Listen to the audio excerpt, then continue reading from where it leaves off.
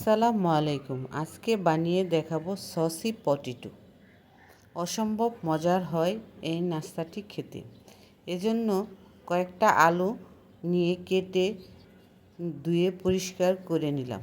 এখন আলুর সাথে কিছু কর্নফ্লাওয়ার ভালোভাবে মিক্সড করে নিলাম। তেল গরম করে গরম তেলে ভেজে নিলাম। একটু লাল লাল করে ভেজে উঠিয়ে নিলাম। দেখে বুঝতে হবে কেমন হয়েছে। অন্য একটি পাত্রে টমেটো সস, সয়া সস, চিনি, একটু লবণ,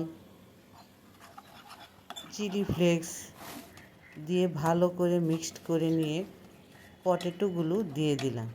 একটু নেড়ে চেড়ে দিলাম।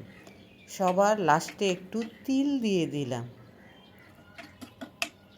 রেডি হয়ে গেল আমার পটেটো সসি। কেমন হয়েছে?